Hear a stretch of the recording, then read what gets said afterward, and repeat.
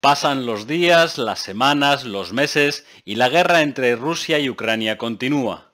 Kiev resiste. El Kremlin no da su brazo a torcer y aumenta la presión militar. Pasados todos estos meses, ¿cómo viven los rusos tanto tiempo de guerra?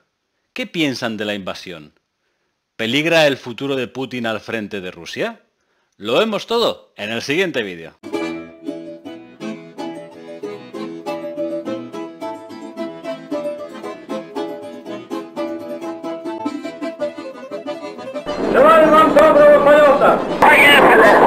Bienvenidos a otro día, a otro vídeo de Crónicas de la Estepa Rusa. Hoy con otro invitado de lujo, es Xavier Colás, corresponsal del Mundo en Moscú y una de las personas que probablemente mejor sepa lo que se cuece en estos momentos por allí.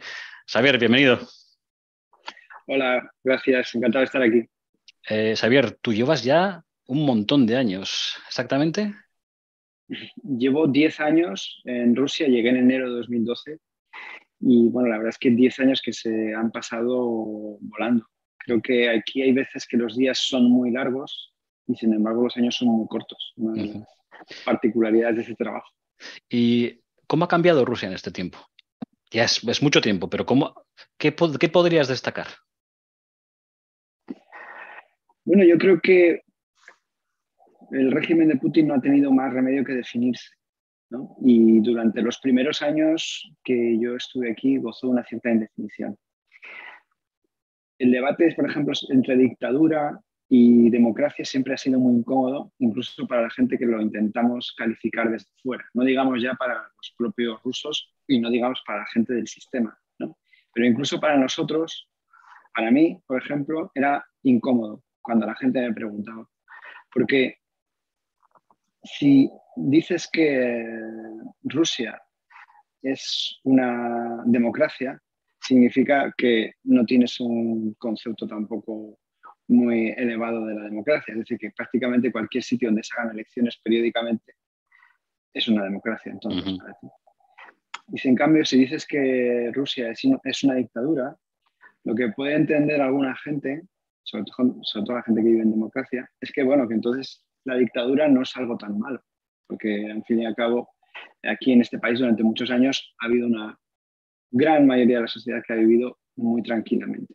Entonces siempre era un debate muy resbaladizo, incluso ya te digo, para los que somos corresponsales, que somos, digamos, paracaidistas aquí, no somos rusos, era difícil, ¿no? Lo que pasa es que la segunda parte de todo esto es que las dictaduras al final es como las caries y las endodoncias, ¿no? Terminan por dar la cara y terminan por definirse. Y al final, ese terreno borroso, esa foto que no termina de verse muy clara, o sobre todo que aunque se ve, es difícil de explicar porque hay tantísimos matices, pues cada vez hay menos. Y al final, la carta o la moneda, digamos, ha caído por la cruz, ¿no? Por la cruz de dictadura, y por eso está pasando ahora lo que estamos viendo y lo que estamos contando. En tu opinión, los rusos, ¿cómo están viviendo estos meses de guerra? ¿Hay una sensación de que están en guerra o como parece desde fuera, los que seguimos de fuera, que todavía no afecta mucho? Ha llegado, pero no como con la fuerza que a lo mejor suponíamos que podía llegar. Sí, la verdad es que si comparamos, por ejemplo, si retrocedemos a lo que es nuestra historia más reciente, en el caso de España, en lo que ocurrió en España en los años 2001, 2002, 2003, por ejemplo, cuando se empieza a temer la guerra de Irak y empieza la guerra de Irak, el movimiento que hubo de la gente, yo ese año casualmente estaba yo estudiando en Lituania, ¿no? Pero como español lo seguí muchísimo. Y recuerdo muy bien la movilización social que hubo en España ante el ataque a un país al cual se le acusaba de cosas graves, pero que era un país lejano que no conocíamos nada, casi nadie conocía a ningún iraquí, ¿no? El caso ruso es lo opuesto. Es muy difícil encontrar a un ruso que no conozca a un ucraniano. No digo ni siquiera conocer, voy más allá. A rusos que no tengan un número ucraniano en el WhatsApp, diría. ¿vale? Aunque esto ya es mucho generalizar.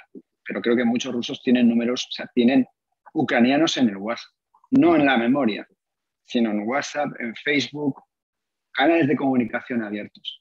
Y desde el principio es verdad que la reacción de los rusos, si se compara con la de los españoles, ha estado muy, muy amortiguada.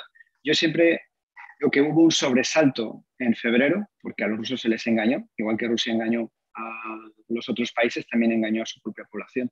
No va a haber guerra, y la hubo, empezó.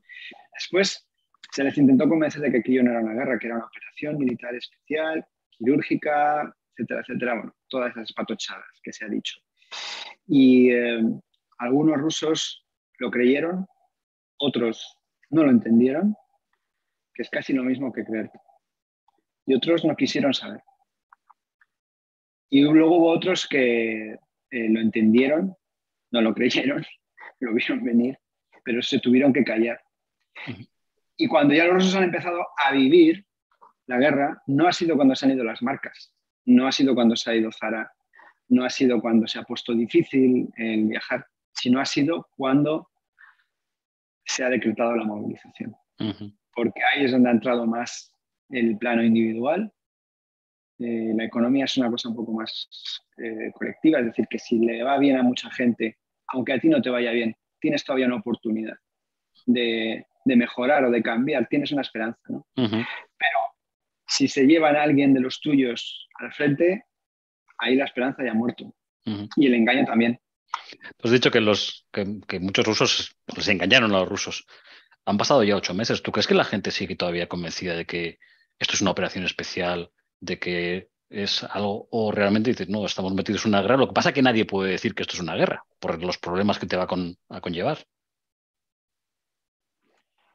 Bueno, yo creo que es muy difícil generalizar con una población de más de 140 millones de habitantes, que además, alguna vez se ha dicho, creo que es un cliché, ¿no? Pero se dice que Rusia vive en 3 siglos distintos, en el siglo XIX, en el XX y en el XXI al mismo tiempo, ¿no? Es muy difícil generalizar, pero yo creo que si pudiese, si puedo hablar de algo que a lo mejor que es un poco lo que yo más conozco, que es la población un poco más urbana, aunque no necesariamente muy bien acomodada, y no necesariamente la gente que habla inglés y viaja mucho fuera, sí, también conozco a otra que viaja poco fuera y que no habla inglés, pero yo diría que ahora mismo están atravesando una cierta transición.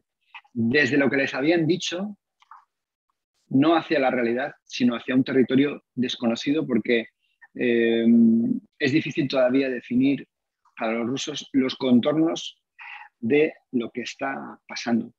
Muchas veces es más fácil contar una mentira enorme que una mentirijilla. Es una de las cosas que he aprendido en Rusia, porque la mentirijilla se puede descubrir, digamos, y metabolizar, desmentir, refutar. Y en cambio, cuando la mentira es tan grande o cuando es muy íntima, te la cuenta alguien en quien has confiado siempre, es más difícil salir de ahí. Y ya no es un problema racional de investigación, sino psicológico. Y en ese sentido creo que Rusia todavía está metida en serios problemas en la relación psicológica que mantiene con su gobierno. Yo no sé, recuérdamelo, ¿tú cubriste la primera guerra del Donbass? ¿Estuviste por allí? Sí. Vale. Digamos que la guerra nos vino. Lo mismo que me pasó en el mes de febrero de este año. Yo no fui a la guerra, yo estaba allí y la guerra se nos echó encima en Kiev.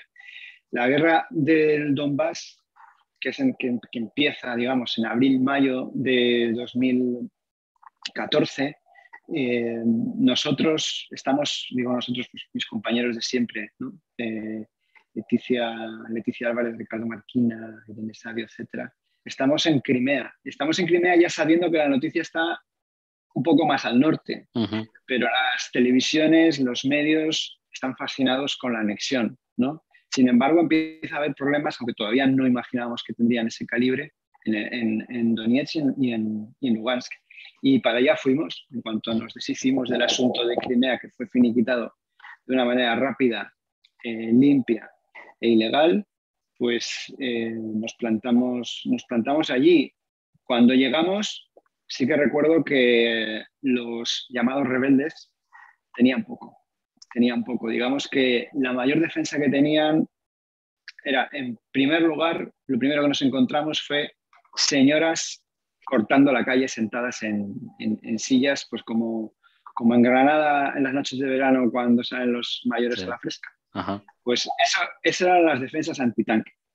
Y luego había gente de la tercera edad, adolescentes, con todo tipo de armas largas de caza, Kalashnikov desempolvados que estaban guardados en el corral, etcétera, etcétera.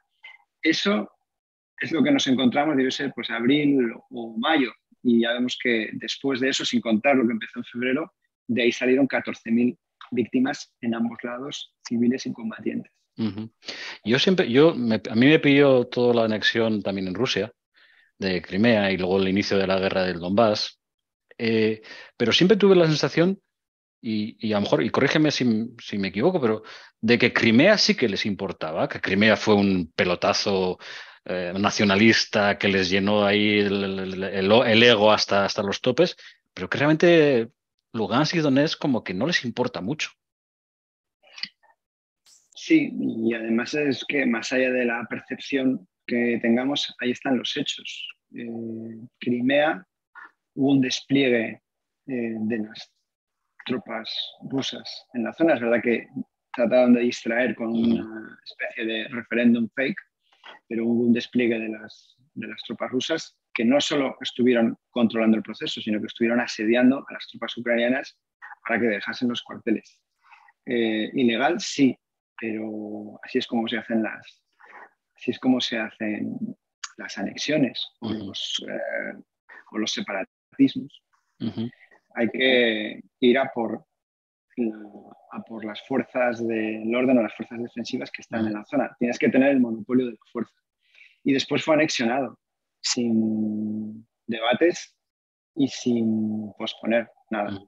En cambio, en Donbass, yo creo que cada decisión que ha tomado Rusia respecto a Ucrania ha sido menos racional y más borrosa. Así como en Crimea estaba muy claro, yo creo que Donbass desde el principio se concibió como una aventura en tierra de promisión, que en este caso es el oeste, ¿no? Uh-huh. Igual que lo fue en Norteamérica, eh, pero más como un instrumento para presionar a Kiev y que Ucrania no pudiese alejarse con éxito de la Uh-huh. órbita de Moscú, más que como una preocupación por esos kilómetros cuadrados en concreto, por los cuales jamás, por supuesto, se habían preocupado, Uh-huh. y tampoco después, tampoco durante la guerra. Si algo te preocupa, primero mandas a tu ejército y a las claras, o sea, despliegue total, no, Uh-huh. no en la penumbra, no subvencionando con armas, mandando algunas tropas especiales cuando es necesario, etcétera, etcétera. Y segundo, te lo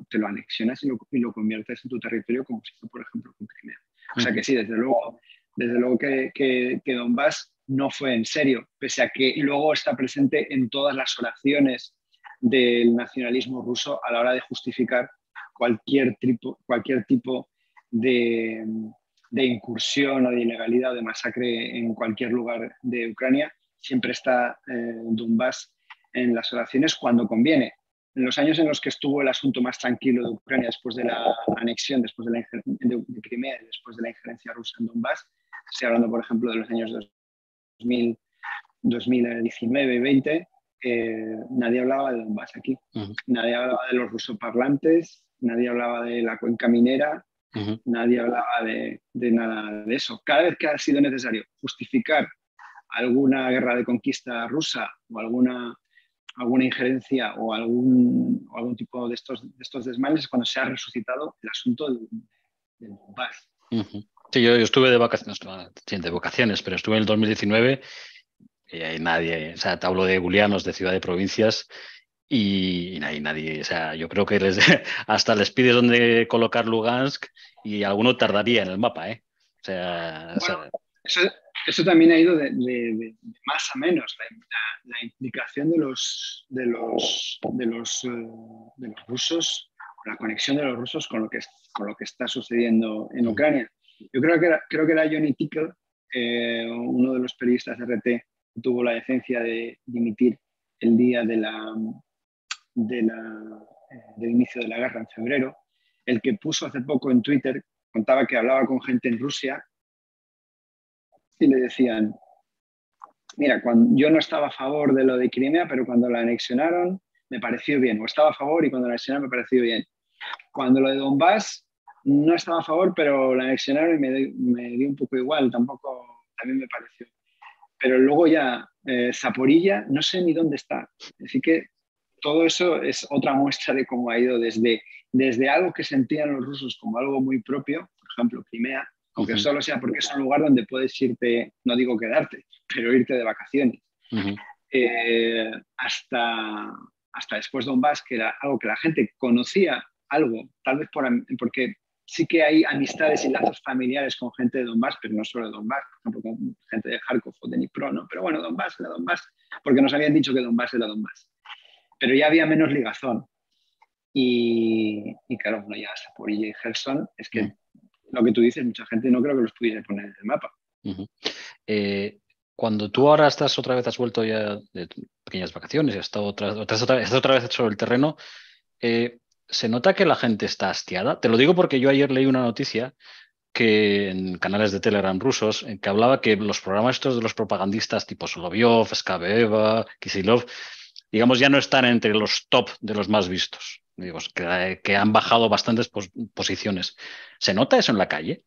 ¿O es simplemente, bueno, un ranking y punto? Bueno, tiene mucho efecto esos programas sobre gente un poco más mayor y con unos ritmos a lo mejor distintos de los que a lo mejor se ve más en la gran ciudad. Pero al mismo tiempo llega mucha gente de rebote por redes sociales y porque además, aunque no te vean a ti, siguen teniendo el monopolio del griterío. No hay ningún otro tipo de griterío.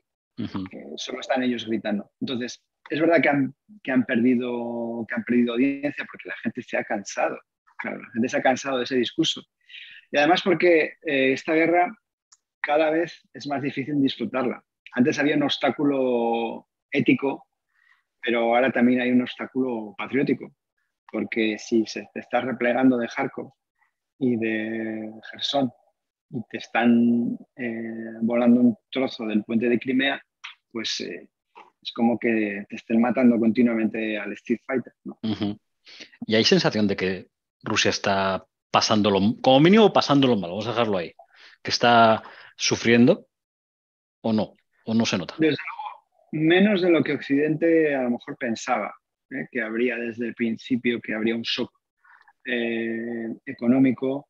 Yo creo que Rusia muchas veces se olvida de que los europeos ya nos creamos a nosotros muchos problemas con nuestras huelgas o nuestros procesos de independentistas o de Brexit o eligiendo a gente completamente incapaz y demagogos, y por eso piensa que estas medidas de respuesta, que nos vamos a congelar de frío, y no se dan cuenta que los problemas que nos vayan a crear son uno más de todos los que nosotros nos creamos a nosotros mismos. Se tiene que poner a la cola, ¿no?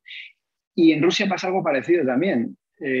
Cuando nosotros nuestros gobiernos decretan sanciones contra Rusia, les prohíben volar, también se simplifica un poco porque no se dan cuenta que los rusos ya tenían muchos problemas, ¿no? Y que muchas veces el tener muchos problemas hace sitio para nuevos problemas, ¿no? Y eso es en buena medida lo que ha ocurrido aquí. Rusia, independientemente de lo que digan, no es un país donde la gente lo tenga fácil. Pues hay unas pensiones, como tú lo sabes bien, bajísimas. Hay gente que gana muy poco dinero. Es verdad que en las capitales hay gente que le va muy bien. Te digo yo por experiencia, yo te sé por experiencia. Las provincias. La sanidad hay de todo. La educación yo creo que está tal vez un poco mejor, pero las infraestructuras fuera de las dos principales ciudades dejan muchísimo que desear. Si digo dejan mucho que desear, alguno pensará que es como Extremadura. No, no, en serio, dejan muchísimo más que desear. No estamos hablando de esto. Ya les gustaría a ellos estar como Extremadura. Y no estoy para nada justificando cómo está, por ejemplo, Extremadura, que me parece una vergüenza, ¿no? Pero la gente tiene que entender eso. La gente tiene que entender que, aunque es verdad que había muchos rusos que viajaban mucho y que son una población muy relevante, porque tal vez es la población más activa desde el punto de vista de sociedad civil, pero esos rusos también tenían inseguridades vitales y preocupaciones respecto al futuro. Es decir, los rusos han vivido siempre en un entorno complicado, con un futuro complicado. No ha sido un país donde todo fuese a las mil maravillas. Entonces están acostumbrados a los problemas. Por eso, en un principio, no se ha notado tanto. Y además porque la economía no está tan evidentemente relacionada con el exterior como otros países que están todavía más orientados a la tecnología, al comercio, etcétera, etcétera. Aquí fundamentalmente se depende de determinadas exportaciones de hidrocarburos, etcétera, etcétera, que es un sector, digamos, que tiene mucha más inercia y que por eso ahora mismo está por ver cómo va a ser este invierno. Ligado con el tema de la sociedad, yo a veces saco encuestas de Bizom o de Levada, donde se ve que el apoyo a Putin sigue siendo, pues, en la última encuesta era un 75%, decía que Putin lo estaba haciendo bien. Ya sabemos cómo son las encuestas en Rusia, que son lo que son, pero la gente se sorprende. Y yo siempre les digo, a pesar de que no es ese número, la gente sí está o sí tiene un cierto aprecio por Putin y lo considera una persona que digamos que está un poco por encima del bien y del mal. ¿Estás tú de acuerdo con eso? Que los rusos tienen un poco puesto en un pedestal a Putin y no lo van a tocar. Bueno, yo creo que Putin, aunque sea un tópico, sí que se ha construido una aureola de zar. No de zar todopoderoso, que también, pero eso se proyecta sobre todo hacia afuera, sino de persona que no está directamente conectada con lo que hace el gobierno. Es decir, no es el jefe del Ejecutivo, es el líder del país. Entonces, la gente le entrega todo el poder a él y él, su trabajo es defender al país de los enemigos que casualmente los problemas siempre están en el exterior, no en el interior. En el interior, por supuesto, hay un montón de problemas que los sufren los rusos, pero son culpa de alguien más, de alguien que está entre medias. El presidente no está completamente al tanto o no puede ocuparse de todas esas cosas que son las que...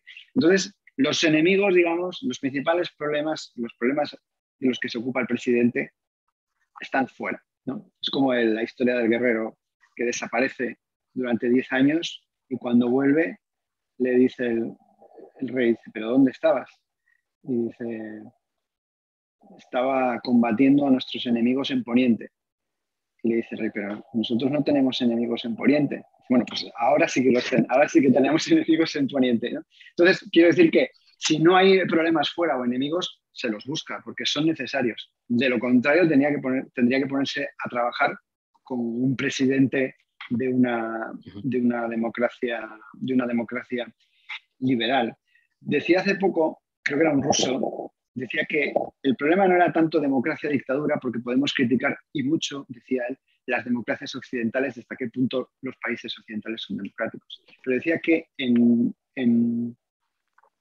Rusia no existe un contrato entre el gobierno o el presidente o Putin y la gente. No hay una cosa que tengan que cumplir, sino que se entrega todo el poder y la gente hope for the best, que dicen en Estados Unidos. La gente espera lo mejor, pero no hay un contrato que alguien tenga que cumplir y que en algún momento la otra parte la quiera rescindir. Eso no existe. Pero yo siempre digo a la gente, vosotros fijaos, ¿no? Putin siempre da buenas noticias, o noticias que digamos que son relevantes para todo el país, como el anuncio de la guerra, por ejemplo, pero generalmente solo sale para dar buenas noticias, que si una ayuda para las madres, que si una ayuda para los veteranos, que si no sé qué para los niños, pero cuando viene algo malo, por ejemplo, con el Surovikin y Shoigu el otro día, él desaparece. O sea, sí, creo que él estaba en un certamen de microbiología o algo así, bueno, o sea, pues no tenía algo se habría buscado. a esa hora de, uy, perdón, me viene mal, tengo esto de estos señores con bata blanca mirando por el microscopio, no me lo puedo perder y vosotros encargaos de eso. Sí, desde luego, es el mito de ahí si el zar supiese, ¿no? Aunque yo creo que también eso es algo que esta guerra, la guerra que empezó en febrero de este año, de 2022, ha descarrilado algunas cosas y también ha hecho a Putin desdibujarse, perder algunas de sus facultades. No digo buenas o malas, digo algunas de sus características que como corresponsal he ido viendo y estudiando durante este tiempo. Y una de ellas es esa. Ahora sí que hay una cosa que va mal, que es la guerra, que está íntimamente ligada a Putin.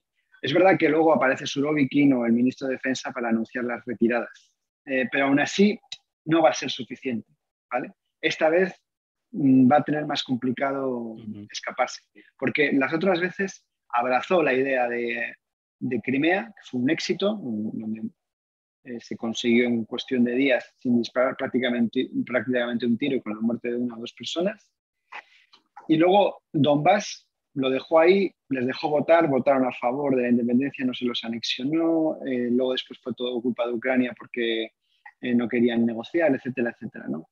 Y sin embargo aquí cada vez se ve más el truco, cada vez se ven más las cartas. Los propagandistas, sobre todo los que están en otro estanque, no en el lodazal de los medios de comunicación rusos, sino los que están nadando en el océano Atlántico, junto con periodistas de verdad, cada vez sudan más la gota gorda, tratando de justificar o por lo menos poner sordina o amortiguar lo que está pasando. Otra pregunta que me hacen a mí siempre es la oposición. ¿Hay oposición? O como os digo, yo os digo, no, o sea, en mi opinión no hay una oposición real. Eso... Bueno, no hay una oposición. Hay unos partidos acompañamiento, que son básicamente el Partido Comunista, que no tiene ninguna posibilidad de ganar. Y si gana, como ha pasado alguna vez, parece que había ganado, se fabrican los resultados y no se le deja que gane. Por supuesto, sin que Occidente en aquellas ocasiones rechistase, porque nadie quería a los comunistas de vuelta en el poder en Moscú. Y los ultranacionalistas, que bueno, están domesticados para lo malo y sin domesticar. O sea, están sin domesticar, para todo lo malo están sin domesticar. Y para lo que salvo para las cosas que interesan, salvo a la hora de votar, digamos, ¿no? Pero a la hora de pedir disparates como la anexión de Alaska o atacar a Europa, están completamente sin domesticar.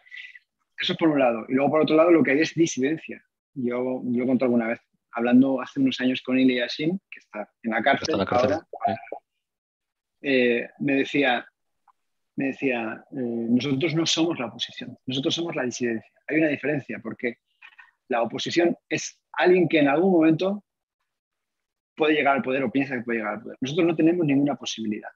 Esto me lo estaba diciendo a lo mejor en el año 2016. No tenemos ninguna posibilidad. Nosotros estamos luchando por lo básico, por la libertad, por sacar a nuestra gente de la cárcel, porque el país se convierta en una democracia. No recuerdo exactamente cómo me lo explicaba, te lo explico yo poniendo mis palabras, ¿no? Pero lo que me quería decir era eso.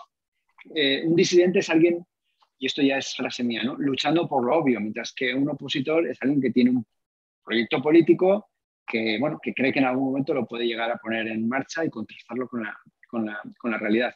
Y de esa disidencia no queda prácticamente nada. Navalny está en la cárcel, Yashin está en la cárcel, Vladimir Kara-Murza está en la cárcel.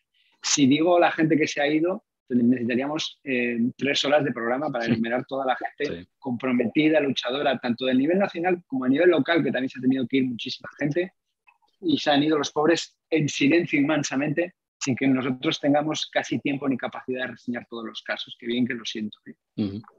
Y entonces se han ido, o entonces están o en la cárcel, o huidos, exiliados, porque no se me ocurre una palabra más suave, o directamente callados y atemorizados por las leyes represivas de marzo y después por la amenaza de movilización a partir de septiembre, porque se ha usado la movilización como una herramienta para acallar al que intentaba sacar los pies del tiesto.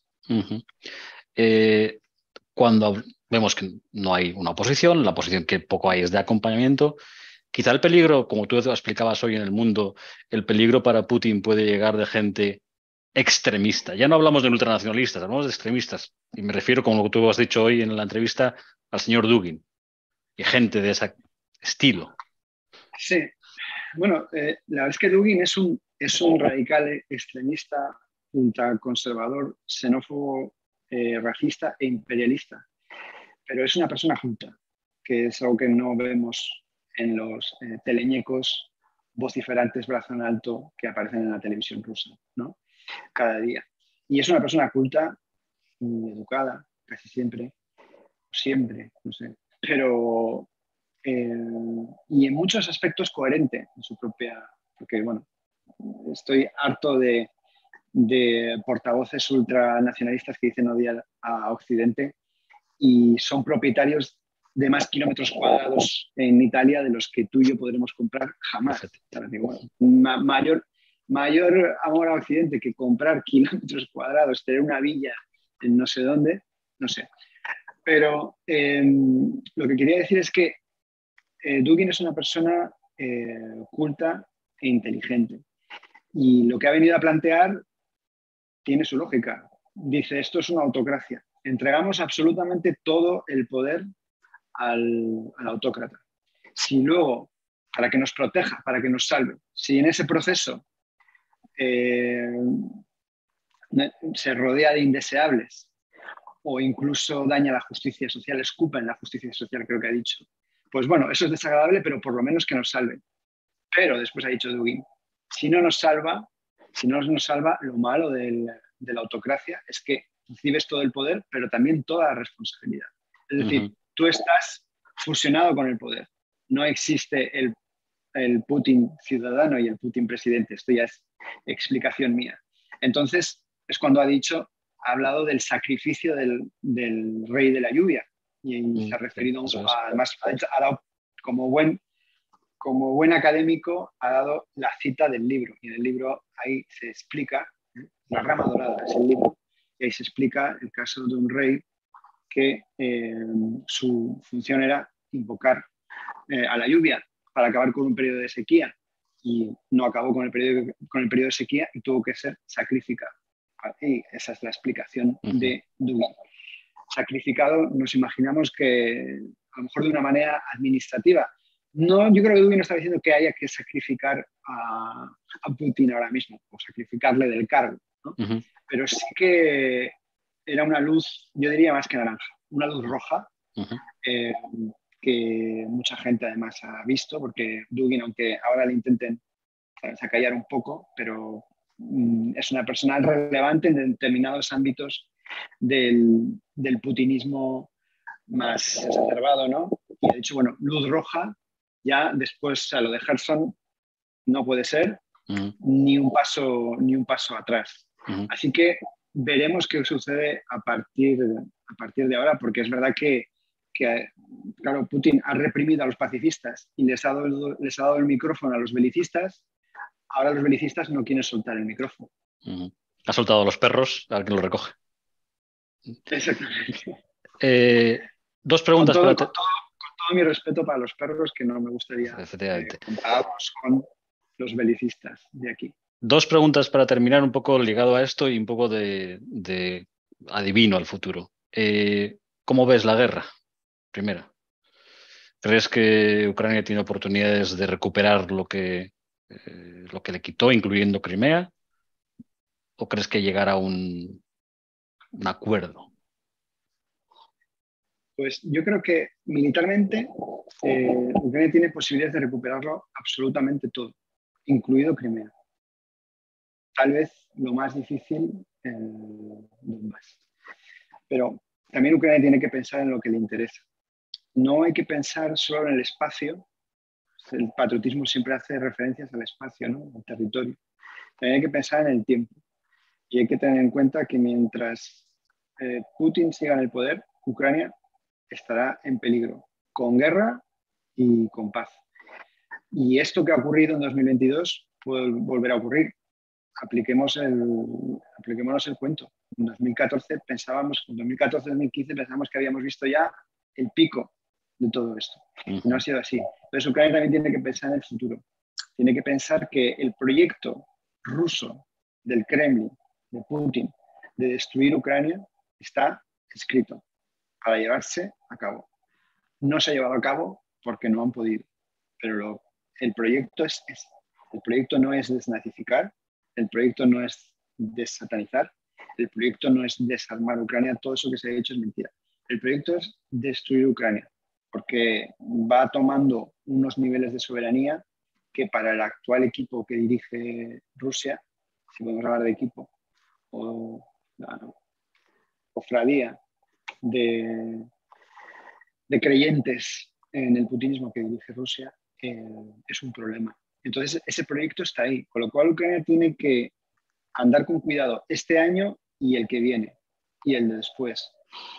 Es importante que controle, digamos, sus propias autogarantías de seguridad. Así que, respondiendo a la pregunta que me lío, sí, Ucrania creo que puede recuperar todo o prácticamente todo, pero tiene que pensar el precio que quiere pagar y si le interesa. Desde luego para Rusia va a ser muy difícil mantener las conquistas. Imposible mantenerlas de manera segura. Van a estar de manera tranquila. La tranquilidad era antes. Ellos tenían la tranquilidad en el año 2019-2020, pero tenían la inquietud de cara al futuro. ¿Vale? Pues ahora la inquietud la van a tener cada noche, porque van a estar a tiro todos. Van a estar a tiro Crimea, ya está a tiro Belgorod, y van a estar a tiro cada vez más Donbass. Y eso va a ser, yo creo, duro de aceptar para Rusia. Ya veremos lo que pasa. Porque las guerras, yo siempre digo que son como una pelea de bar. No sabes si van a acabar emborrachándose juntos, en este caso sabemos que no, o si van a acabar en tragedia, ¿no? Y aunque yo creo que Ucrania tiene muchas capacidades, muchas más de las que se le habían concedido la opinión pública interior, internacional y rusa, o el gobierno ruso, pero creo que Rusia puede seguir tentando la suerte y confiando en que en el oeste las cosas siempre cambian más deprisa que en el este. Es decir, Zelensky no va a durar para siempre. Biden a lo mejor no es... El Biden, las cosas cambian, menos en Rusia las cosas cambian más despacio, ¿no? Entonces, Rusia tiene esperanza en ese tipo de cosas, en nuestra falta de capacidad de concentración como europeos, nuestra insatisfacción constante respecto a lo que está sucediendo, etcétera, etcétera. Por eso creo que Ucrania tiene muchas posibilidades, pero mejor no distraerse, no confiarse, digamos. Y la última, ligada a todo lo que has dicho, dices, mientras siga Putin, el peligro estará para Ucrania, porque la idea de Putin es destruir Ucrania como país. La pregunta del millón, la de los... ¿Y si no está Putin, quién? Porque es que no se ve a nada o a nadie que, digamos, que pueda asomar un poco la cabeza. No, porque es la parte del juego, ¿no? Es parte del juego que no haya competición, ni siquiera competición, es decir, que no haya alternativas. Por eso los dictadores no tienen nunca sucesores, no tienen en vida, quiero decir. Por eso no hay alternativas nunca a los dictadores y por eso siempre nos cuesta imaginar quién va a venir después de, no sé, Franco, por ejemplo, ¿no? Y por eso ahora nos cuesta imaginar quién va a venir después de Putin. Si tú te tienes que jugar 5 euritos... Lo que hay que recordar es que después de Franco vino gente, muy rápido. Y yo creo que por eso hay que tener confianza. Si yo me tuviese que jugar 5 euritos, yo lo que creo que puede ocurrir, los periodistas somos malos futurólogos por varias razones, ¿no? Ya tengo aquí un artículo sobre eso. Por formación profesional se nos enseña a ser muy cautos y a veces la cautela no es un buen consejera a la hora de leer el futuro, porque el futuro suele ser bastante salvaje. Pero yo diría que una de las cosas que puede ocurrir es que la guerra vaya lo suficientemente mal, en general, digo la guerra, la situación económica, la inquietud política, etcétera, lo que pueda hacer la disidencia desde fuera, etc., etc., que Putin no pierda el poder, pero que pierda algo de autonomía respecto a su entorno, que hasta ahora la ha tenido. O sea, él era como en la canción de Javier Cae, alcalde lo que nos eches, ¿no? Pues ya lo del alcalde lo que nos eches, no. Y puede ocurrir que que Putin pierda un cierto grado de autonomía, con lo cual, digamos que el apoyo que está recibiendo de los sectores, digo, del ejército, del gobierno, de oligarcas, que es un apoyo ahora incondicional, entre comillas, porque ellos también después piden, pero piden para lo suyo, ¿no? No piden en general, pero piden para lo suyo. Que llegue un momento que empiece a estar condicionado políticamente. De manera que Putin tenga que tener en cuenta las opiniones de otras personas a la hora de dirigir la guerra, a la hora de organizar su sucesión, que yo estoy convencido de que su plan era organizarla como él quisiese, con los plazos que él quisiese y de la manera que él quisiese y nombrando a quien él quisiese, ¿no? Y es posible que lo que veamos en los próximos tiempos sea eso. Y además hay el factor de la salud, por ejemplo, que ahora está a la gente ya aquí habla de la salud de Putin. No digo que Putin esté enfermo, pero que antes no se hablaba de sí, es salud. un tema, era un tema tabú. Y ahora se habla, entre otras cosas, porque el señor acaba de cumplir 70 años, y sabes que 70 años en Rusia es bastante. Y yo creo que eso puede ocurrir, que en un momento él pierda otra de sus características, que es la capacidad de tomar las decisiones las decisiones generales absolutamente necesarias. Y entonces cambiará la naturaleza del régimen. Y entonces se abrirá la espita de muchísimas cosas. Yo tengo una teoría, a ver si me la compras o no. No se presenta a las próximas elecciones. Si las cosas van mal. Le queda 2024, son las próximas elecciones presidenciales, son 2024. Le quedarían otros 8 años, ¿no? ¿Son 8 años o 6 ahora? 6. Iría hasta el 2030. Estaríamos poniéndonos un señor muy mayor. Si las cosas le van mal, ¿tú crees que daría ese paso atrás? Y dije, bueno, Mishuti, no un técnico. El problema que a nosotros nos cuesta entender es que un expresidente ruso no vive tan bien como un expresidente español, por ejemplo, un expresidente del gobierno español. Entonces, en buena medida, y si es el caso de un presidente, imagínate un exministro, etcétera, etcétera, ¿no? Entonces, el problema es que cuando nosotros esperamos que alguien deje el poder, es como si una persona que cree a ciegas en la reencarnación nos intenta convencer de que dejemos la vida, ¿no? Y nosotros nos resistimos, ¿no? Incluso la gente que es católica, cristiana y tal. Y hay una relación con el poder que es similar a esa. Es decir, llegado el momento entre morir y incumplir la ley o morir o usar la violencia, todos elegiríamos luchar de alguna manera, ¿no? Escabullirnos de alguna manera, ganar más tiempo aunque sea, ¿no? Y eso es exactamente lo que pasa aquí con el poder. Es decir, no está claro que haya vida después del poder. El poder no es una cuestión, no es solo una ambición política, y muchas veces es que no es ni siquiera una ambición política, sino simplemente es un estado de la materia humana que no se quiere abandonar, porque no está claro lo que hay después. Como nos pasa a nosotros con la muerte, ¿no? Que incluso los católicos no quieren morirse. Pues aquí incluso los que creen que después, bueno, ellos han hecho un servicio al país y tienen unas determinadas riquezas y unos determinados padrinos o techo, crisa, como se dice aquí, etcétera, etcétera. Incluso eso no es suficiente.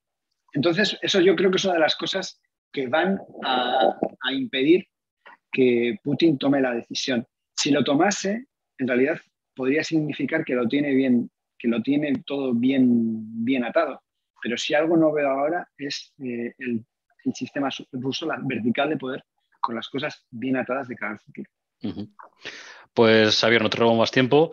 Muchas gracias. Realmente muy interesante ver tu opinión, que estás ahí, que lo ves todos los días.